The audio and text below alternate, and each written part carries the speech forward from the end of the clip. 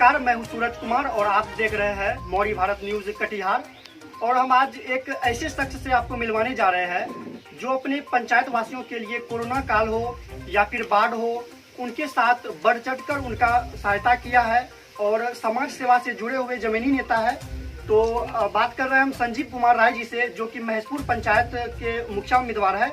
तो आइए सबसे पहले इनसे बातचीत करते हैं। तो स्वागत है आपका संजीव जी हमारे चैनल में। धन्यवाद। मौर्य भारत के से आए हुए सूरज कुमार राय जी, आपको भी धन्यवाद है।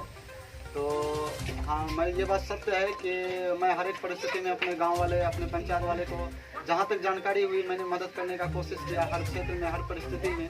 तो आगे भी चाह रहा हूँ कि अगर वो जनता हमारी यहाँ के अगर हमें एक पोस्ट देते हैं तो मैं बेहतर सेवा उनका करूँगा।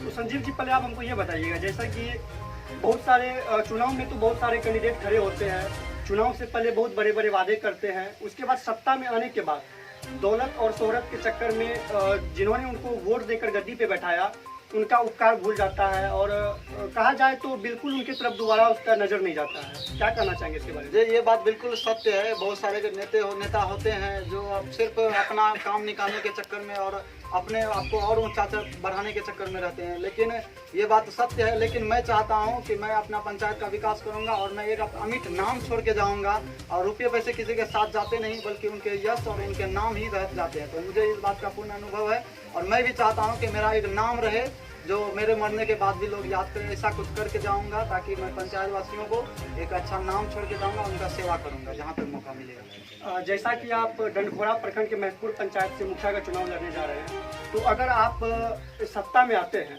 तो आप अपने किस कार्य को सबसे पहले प्राथमिकता देंगे?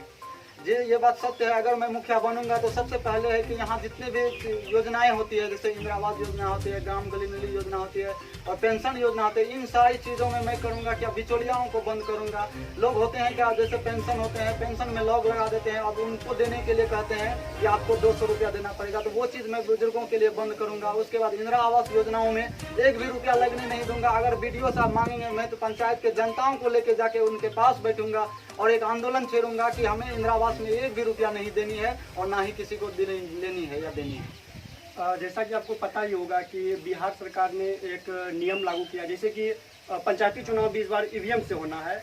तो फिर वही विपक्षी दलों का कहना है कि EVM में घोटाला है। तो आपको क्या कुछ लगता है कि पंचायती चुनाव में भी EVM से इस तरह का घोटाला हो सकता है? जी नहीं, ये बात तो गलत है। विपक्षी लोग चाह रहे हैं कि वो ये EVM मशीन ना हो, स्वच्छ रूप से चुनाव नहीं हो, लेकिन सरकार चाह रही है कि चुनाव निष्पक्ष और स्वच्छ हो ताकि देश की जनताओं को सभी जगह चुनाव में सुविधाएं हो और उसके बाद किसी प्रकार की गड़बड़ी नहीं हो। क्योंकि EVM में ऑटोमेटिक होती है और इलेक्ट्रॉनिक होती है, उसमें कोई बदलाव फेरबदल की समस्याएं नहीं है। मैं इससे सहमत हूँ, EVM से होना चाहिए। जैसे कि अभी वर्तमान मुखिया जो है, उनके कार्य से कितना संतुष्ट है महेशपुर पंचायत की जनता? मैं जहाँ भी जाता हूँ तो मुझे जनता लोग मिलते हैं तो वो उनके बारे में बताते हैं कि वो अच्छे काम नहीं किए हैं और उनके बाद भी कभी आते हैं कभी नहीं आते हैं। ये बात मुझे सुनने मिल रही है।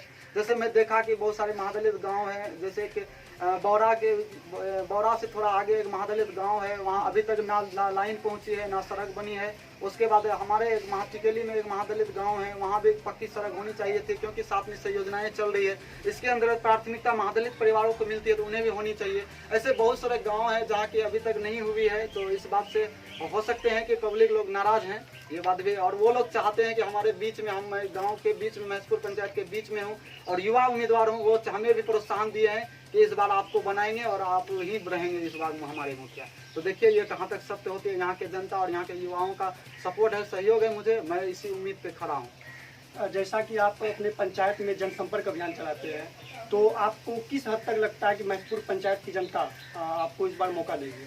देखिए, सबसे पहली बात है कि लोग आजकल लोग जो पिछले रह चुके हैं या जो बहुत से लोग हैं वो चाह रहे हैं कि मैं रुपये के दम पर पंचायत को खरीद लूंगा और मैं अपने वोट ले लूंगा। ये उनकी सोचना भूल है क्योंकि पब्लिक बुर्बक नहीं है, कोई भी पब्लिक को बेवकूफ़ नहीं बना सकती है और पब्लिक सब समझदार हैं। और मुझे विश्वास है कि पब्लिक उनके पैसे और उनके लालच और लोभ में नहीं जाएंगे। अपने 5 साल के लिए 500 रुपये में नहीं बेचेंगे, कोई दारू मदिरा में भी नहीं बेचेंगे और वो एक स्वच्छ नेता का तलाश कर रहे हैं और शायद हमें लगता है कि वो हमें चुनेंगे और मैं निकलूंगा इस बार।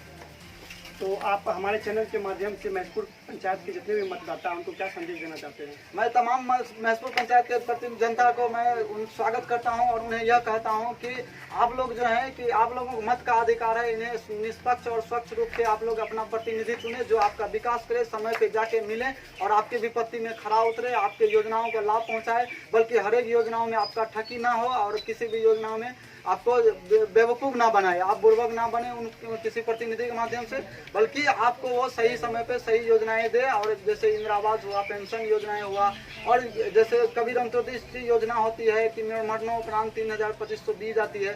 तो आजकल हमारे यहाँ गांव में इतने लोग हैं जिनके यहाँ ये घटना घटी है, उन्हें 1 रुपया मिलती है, वो भी 5 महीने, 1 साल, 2 साल, 3 साल बाद। तो मैं अगर बनूंगा तो मैं कोशिश करूंगा ये योजनाओं का लाभ मैं पहले पहुँचाऊँगा उन्हें, ताकि उनको एक राहत मिले और एक खुशी का माहौल हो। जैसा कि आपको चुनाव लड़ने से पहले एक घोषणा पत्र के रूप में कुछ आपने लिख के रखा है नोटबुक में, तो उसमें क्या कुछ खास लिखा है आपने? जो विशेष खास नहीं है, मेरा एक सोच है कि मैं पंचायत का बदलाव करूंगा। सबसे पहले तो इंदिरा आवास को मुक्त करूंगा, कोई भी बिचौलिया उनमें नहीं रहेगी और इंदिरा आवास के लिए कोई भी पैसा नहीं लगेगी, फ्री में इंदिरा आवास की सुविधाएं रुपया मिलना चाहिए। उसके बाद दूसरा मैंने चाहा है कि एक पंचायत भवन होनी चाहिए जहां गरीब लोगों की या जो लोग हैं जो बाहर शादी करने के लिए विवाह भवन बुक करते हैं, हमारे पंचायत में विवाह कराएंगे।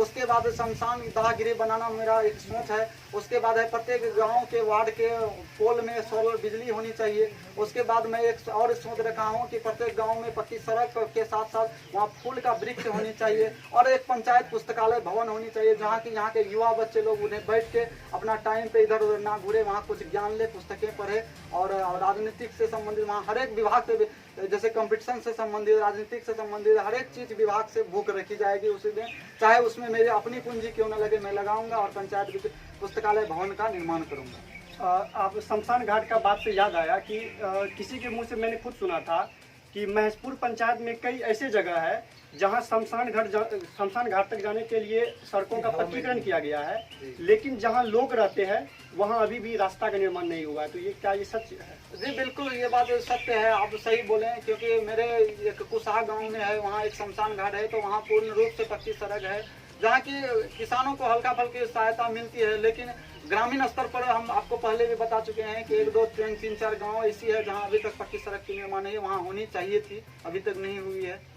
बहुत बहुत धन्यवाद संजीव जी, जो आपने अपना कीमती वक्त देके हमसे बातचीत किया। बहुत बहुत धन्यवाद।